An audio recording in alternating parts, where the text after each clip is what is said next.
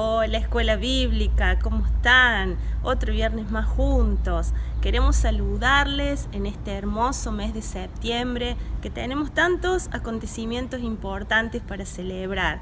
Es el mes de la Biblia y el lunes es el Día del Estudiante y el Día de la Primavera. Por eso hemos decidido hacerlo acá, en estas hermosas flores de nuestro patio. Saben que el Salmo 119, 103 dicen: tus palabras son a mi paladar más dulce que la miel. Y esa es la palabra del Señor, que al aprenderla y al estudiarla produce frutos en nosotros, así como estas plantas que están reverdecidas y florecidas, que así también sean nuestras vidas. Y saben que les queremos animar a que cada viernes puedan seguir escuchando las enseñanzas que los hermosos profesores que tenemos en la Escuela Bíblica nos imparten a cada clase. Por eso les decimos feliz día del alumno, feliz día de la primavera y feliz día de la Biblia. Y ahora les vamos a dejar con unas hermosas canciones que nos van a traer Ludmi, Aisha y los chicos, y también con la enseñanza de la pastora Ceci y con una maestra hermosa que hoy nos va a dar la clase para mayores, que es la seño Priscila. Les dejamos un abrazo enorme y feliz día para todos. Hola chicos y grandes. Hola. Este mes es el mes de la Biblia. Y hoy vamos a cantar.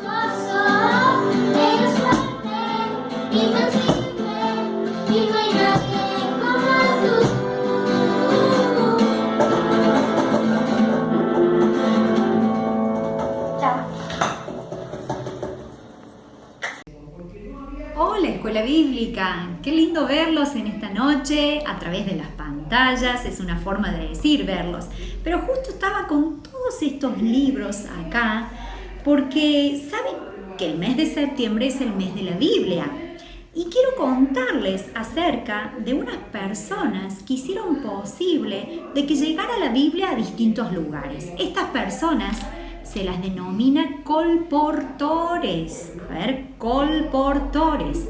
Si buscan en el diccionario esa palabra, no existe, porque en realidad existe en el lenguaje de los cristianos evangélicos y tiene un origen en una palabra francesa que quiere decir llevar, vender, literatura. Y estos colportores eran los encargados de ir por los distintos pueblitos, montañas, valles, queriendo llevar la luz que resplandece, como es la palabra de Dios, a todo lugar. Fueron los valdenses quienes tuvieron esta primera iniciativa de hacer llegar la palabra de Dios a todo lugar. Después surge la sociedad de las iglesias británicas y son ellos los que siguen con esta misma motivación. Hasta que en 1818 se funda lo que es la Sociedad Bíblica Americana. Ellos, los colportores, iban a través de los pueblitos, llevando puerta a puerta la palabra de Dios. Y no solamente la palabra, sino folletos, literatura cristiana, así como hoy tengo tantos acá en mi mesa. Ellos querían hacer llegar de esta manera cada una de las palabras escritas en la Biblia. Y una de las personas conocidas en la historia, que fue un colportor que vino a Latinoamérica, se llamó James Thomson. Él era de Londres y tuvo esa intención y llegó a Buenos Aires, que luego pasó a Bolivia, a Chile, a Perú, llegando hasta el puerto de Veracruz, México. Saben que los colportores fueron personas que son dignas de ser contadas sus historias, porque muchos de los que creyeron en la palabra de Dios fueron tocados, porque alguien les alcanzó un folleto, una Biblia, y de esa forma Dios transformó sus vidas. Ellos, los colportores, llevaban toda esta literatura, o la que había en ese tiempo, en burros, en caballos, hasta que surgió lo que se llama la carreta móvil ambulante, y allí compartían de la Biblia a cada una de las personas que se las podía alcanzar. Y me gusta pensar que en Romanos 10:15 hace una citación Pablo, que está en Isaías 52, que dice: qué hermosos son los pies de aquellos que traen las buenas noticias. Así que aprendimos de que estas personas son dignas de ser mencionadas, aunque muchos no estén en ningún libro, pero sí en el libro de la vida.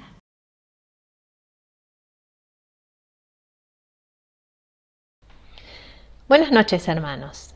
Qué lindo estar con ustedes de nuevo alrededor de la Biblia, compartiendo algunas de las enseñanzas de Jesús, como nos invitó nuestro pastor en estos meses, enfocados en sus enseñanzas. Por eso hoy vamos a considerar las enseñanzas de Jesús que están, o algunas, porque hay muchas, encerradas en este Sermón del Monte. Este es el discurso registrado más largo salido de la boca de Jesús, y quizás encierra muchas de las enseñanzas que Jesús dio en las distintas sinagogas cuando Él recorría las aldeas. Este Sermón del Monte, yo diría que es el discurso magistral, ¿no?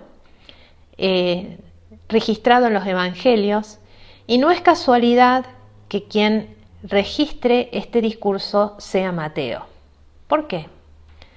Porque este discurso, este sermón, tiene que ver mucho con el reino de Dios. Mateo era judío y esperaba el reino de Dios de una manera concreta, geopolíticamente hablando. Estaba pensando en el reino de Dios, en el pueblo de Israel. Y esta idea de otro reino, mucho más amplio, seguramente impactó en el corazón de nuestro hermano Mateo. Así que este reino de Dios que está descrito en este Sermón del Monte, es importante que lo consideremos porque en términos generales, si lo leemos, vamos a ver que nos dice mucho de lo que tenemos que ser, no lo que tenemos que hacer. Es decir, nos va a decir, si son cristianos, vivan así, y no al revés. No nos va a decir vivan así para ser cristianos. Entonces, teniendo este principio general en mente, vamos a descartar otras ideas que hay acerca del Sermón del Monte. El Sermón del Monte no es un manual para que yo pueda influir a las naciones con algunos principios o haciendo ciertas cosas a nivel social, ni alientos vacíos como se dan a veces en los libros de autoayuda: sé feliz, viví en paz. No son deseos simplemente, porque esas cosas que leemos en libros de autoayuda en realidad nos expresan deseos, pero no nos dice cómo se hace. Sin embargo, este Sermón del Monte nos descorre el velo de cómo podemos hacer para vivir una vida plena, una vida feliz, y cómo eso se va a manifestar. La otra cosa que no es el Sermón del Monte, no es una nueva ley de Moisés adaptada a estos tiempos. Vamos a ver que Jesús afirmó que Él no venía a derogar o a anular la ley de Moisés, sino en definitiva la venía a cumplir. Lo que tiene este Sermón del Monte es que no pone el foco no en lo que yo hago, sino en lo que soy. Bueno, teniendo en mente estas reflexiones generales, teniendo en cuenta de que el Sermón del Monte me describe la vida del reino, vamos a ver cómo se inició o qué nos dice en términos generales este sermón.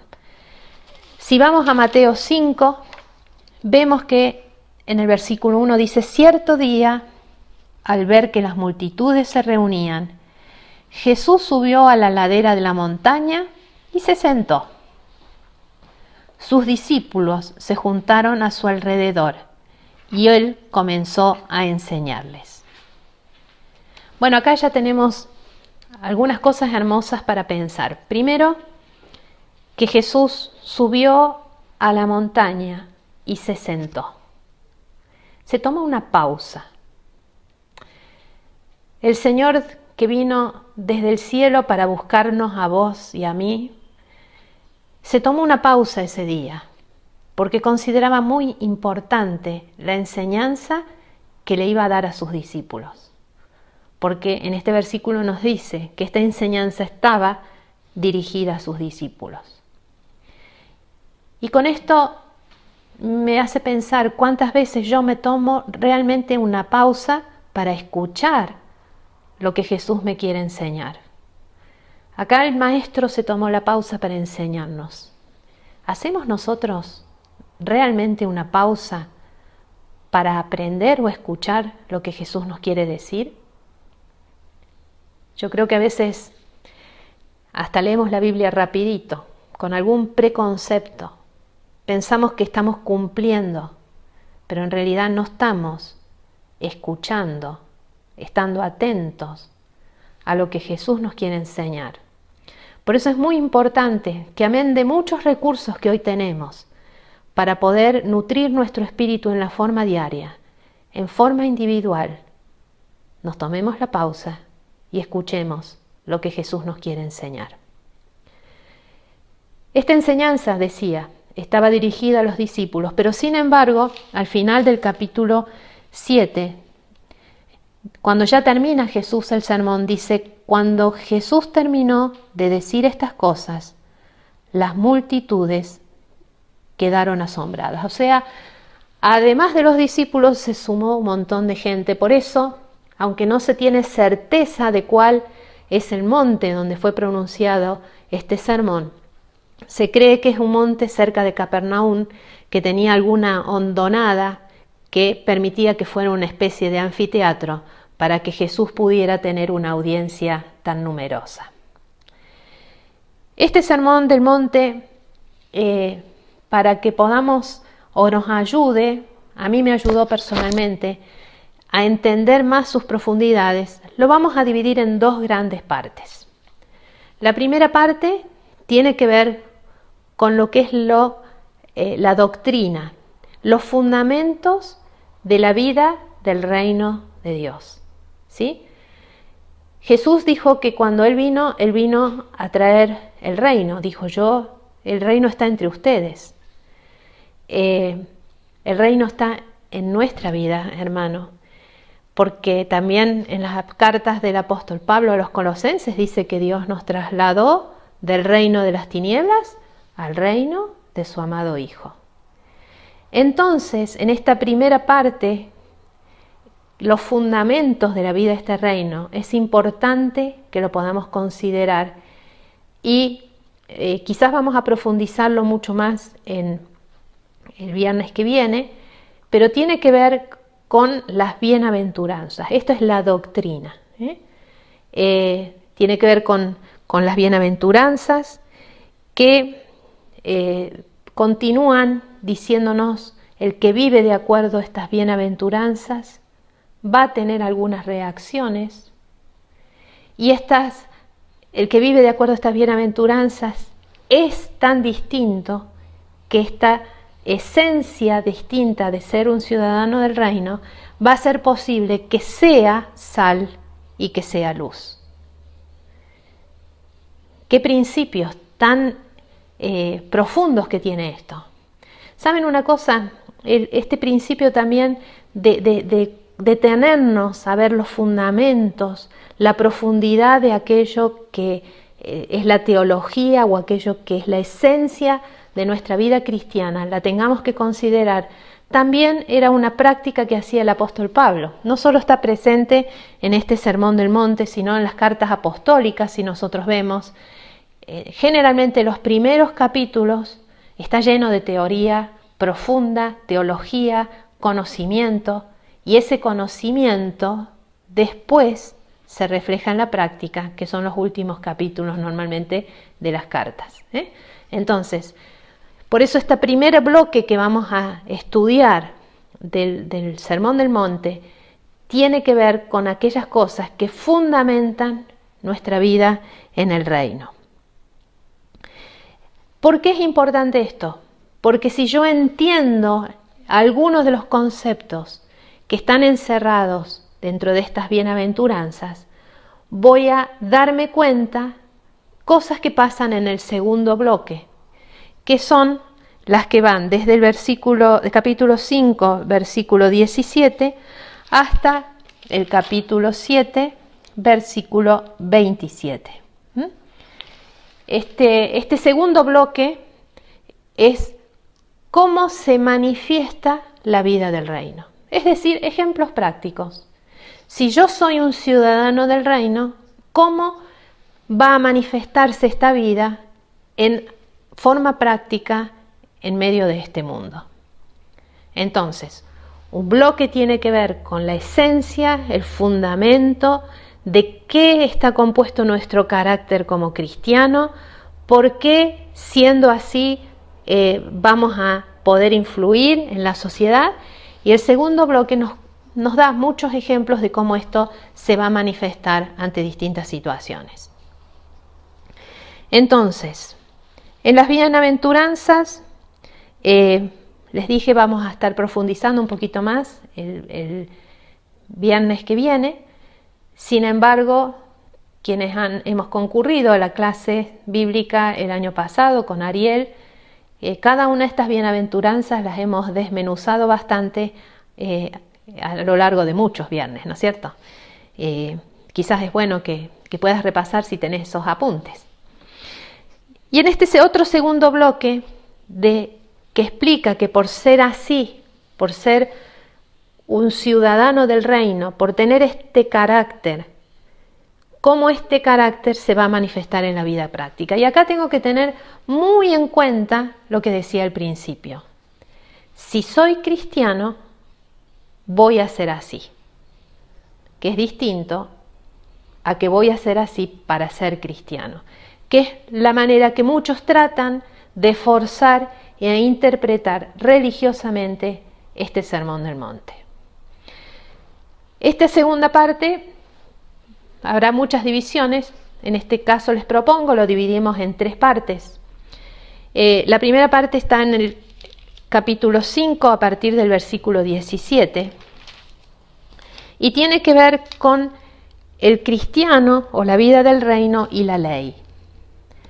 En el versículo 17 del capítulo 5 nos dice: no malinterpreten la razón por la cual he venido.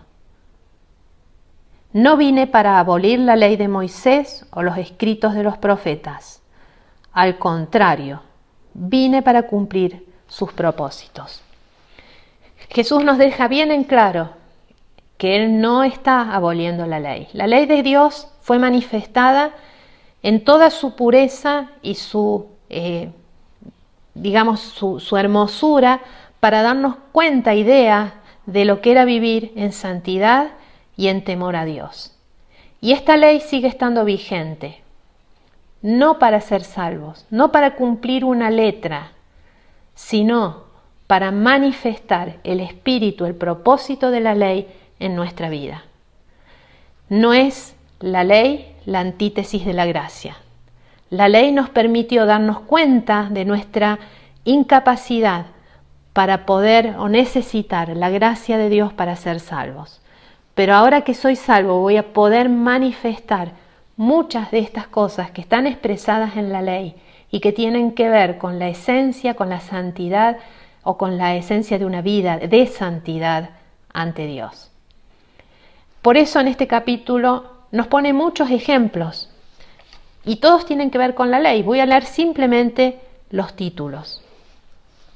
Dice, enseñanza acerca del enojo. Han oído que a nuestros antepasados se les dijo no asesines. Si cometes asesinato quedarás sujeto a juicio. Pero yo digo, aun si te enojas con alguien, quedarás sujeto a juicio. Otros títulos, enseñanza acerca del adulterio, enseñanza acerca del divorcio. Todo tenía que ver con la ley.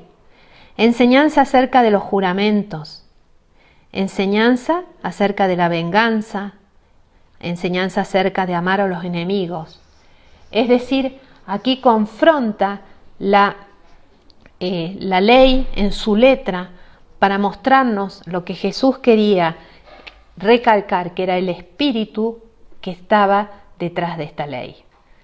Esta es una cosa que no podemos generar fuerza para vivir así si no es con el poder de Dios. Pero teniendo a Dios y siendo ciudadanos de este reino, podemos manifestar la vida de Dios y podemos tener una correcta postura de nuestra vida, de nuestra relación también con la ley de Dios.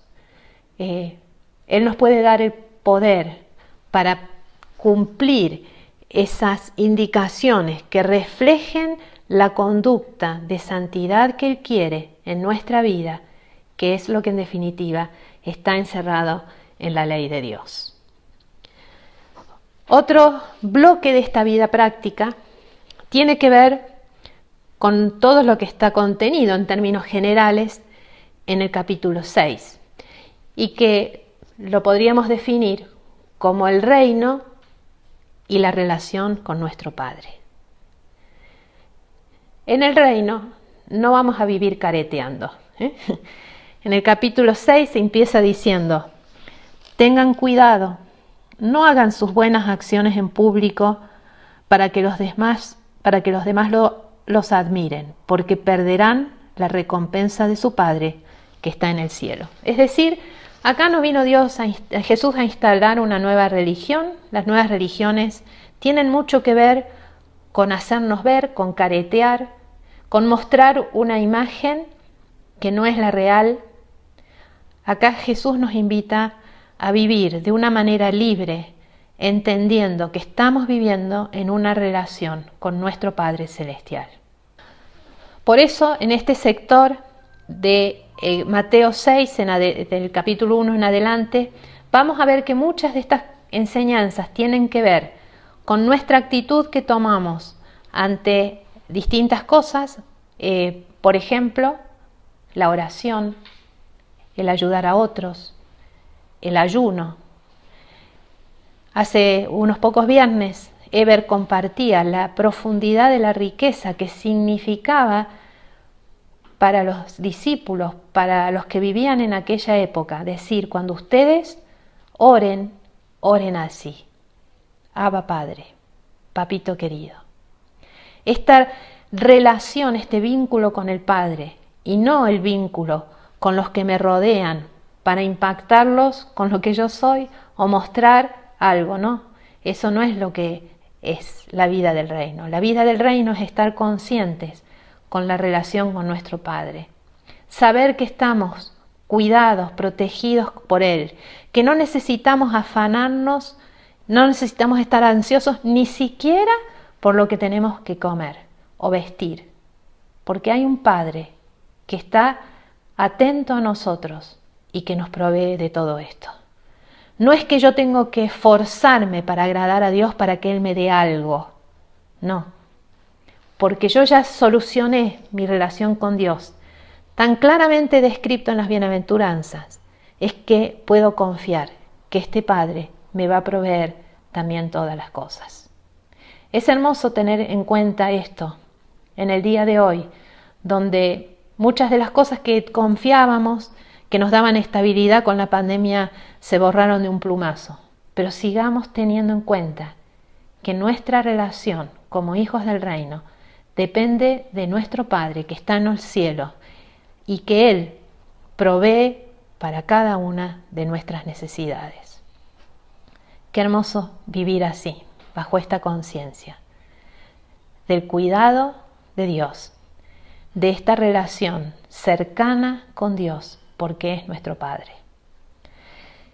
Y por último, en el capítulo 7, diría que es la vida del reino viviendo en el temor a Dios. Es decir, yo voy a vivir esta vida del reino sabiendo de que con quién voy a rendir examen o con quien tengo que rendir examen es con Dios mismo. Entonces, no lo tengo que rendir ante otros.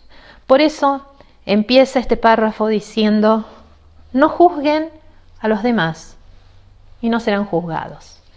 El reino no consiste en trepar aplastando al otro, ni demostrar quién soy yo poniéndome superior al otro.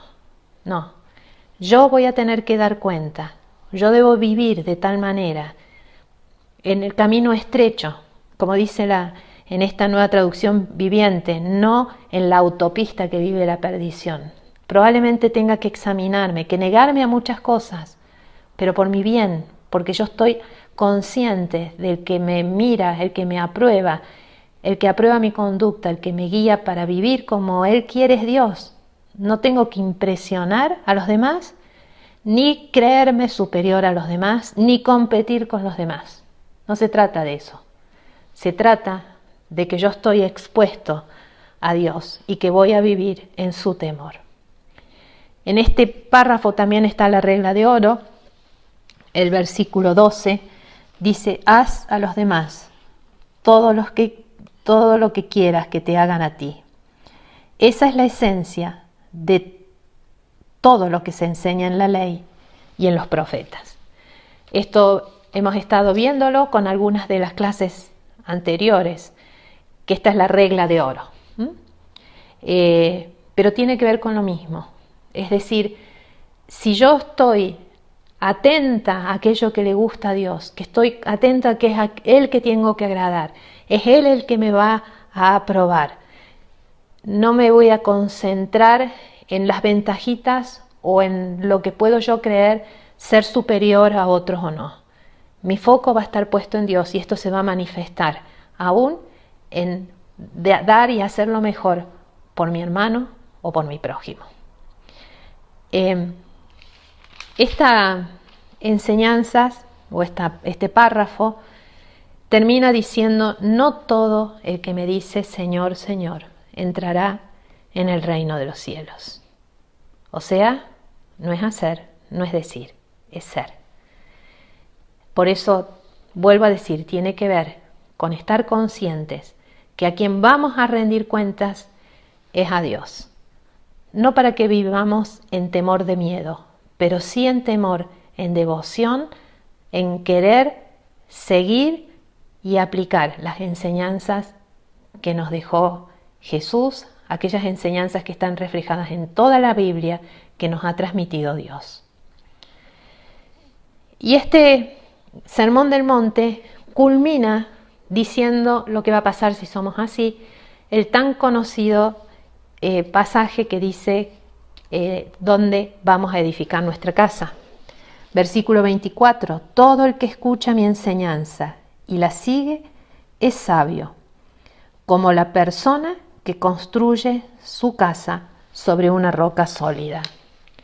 Nuestra vida puede estar construida en la roca sólida, en el reino de Dios, teniendo en cuenta estas enseñanzas de Jesús.